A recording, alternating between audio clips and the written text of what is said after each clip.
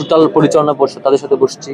তো কিভাবে এখান থেকে একটা রোগী প্রাথমিক চিকিৎসার পরে রেফার করে ওখানে কোনো ধরনের হ্যাসেল ছাড়া চিকিৎসা নেওয়া যায়, এটা এরকম একটা পারস্পরিক চুক্তিপত্র হতে পারে কিনা, অথবা সহযোগিতার একটা এরকম একটা সিদ্ধান্ত আসতে পারে কিনা কিভাবে। তো ওনারা প্রায় প্রাথমিকভাবে আমাদেরকে জানিয়েছিলেন তখন যে হচ্ছে এখানে আগে এক্সপার্টরা বসার ব্যবস্থা করা এবং সেটা শিডিউল টাকার হওয়া, এবং এখান থেকে একটা সিস্টেমে রেফার করলে সরকারি মেডিকেল কলেজ কিভাবে ভালো সেবা নেওয়া যায় সেটা একটা।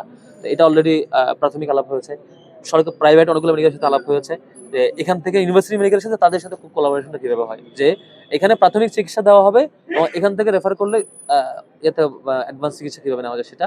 আর আরেকটা প্ল্যান আমাদের হয়েছে যে বিশ্ববিদ্যালয়ে এখানে উন্নত মেশিনের কি কি ক্রাইসিস আছে, সেই মেশিনগুলো আমরা অলরেডি লিস্টভুক্ত করছি এবং বাইরের বিভিন্ন অথরিটির সাথে কথা বলে সেটা কিভাবে ম্যানেজ করা যায়। আর ফোর্থ আরেকটা ব্যাপার সেটা হচ্ছে এখানে ডক্টররা মানে ভালো লেভেলের ডক্টর দেখাইতে হলে আমাদের কি করতে হবে, কি কি ডক্টরের চাহিদা আছে, প্রয়োজন এখানে আরো কাদের সাপোর্ট নেওয়া যায় সেটা নিয়ে আমরা প্রাথমিক ধারণা। আমরা তো সময় বেশি পাই না এখনো, এই সময়ের মধ্যে সবগুলোই আলাপের মধ্যেই আছে।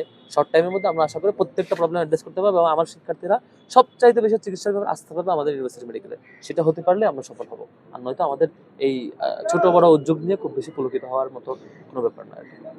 শিক্ষার্থীদের স্বাস্থ্যের ব্যাপারে দেখা যাচ্ছে যে অনেক সময় বিভিন্ন কারণে আমরা আচ্ছা, যখন হাসপাতালে গিয়ে স্বাস্থ্যসেবা নেওয়াটা অনেক সময় অনেকের জন্য একটু কষ্টকর হয়ে যায় বা দুঃসাধ্য হয়ে যায়। তো আমরা সেক্ষেত্রে কাজটা করছি যে যেমন আপনারা দেখতে পাচ্ছেন জগন্নাথ হলে আছে, শামসুন্নাহার হলে আছে, হল ভিত্তিকভাবে ওখানে একটা medical camp, free medical camp করা হচ্ছে, যেখানে প্রাইমারি চেক আপ এবং যে ওষুধগুলো প্রয়োজন সেগুলো আমরা সরবরাহ করার চেষ্টা করছি। তবে এখানে আমরা বলছি না যে এটা খুব থরলি করা হচ্ছে, যে একজন ক্যান্সার পেশেন্টকে আমরা ওখানে ট্রিটমেন্ট করছি বা এরকম না।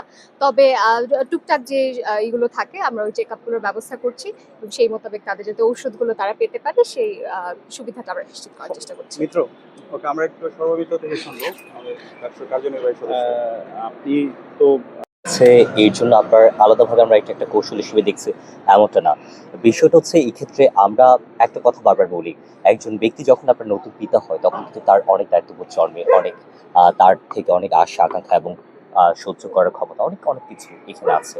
তো সেই জায়গা থেকে আমাদের কাছে সবাই সমান। এখানে কে হিন্দু, কে মুসলিম, কে বৌদ্ধ, কে খ্রিস্টান এইভাবে আমরা শুরু করিনি।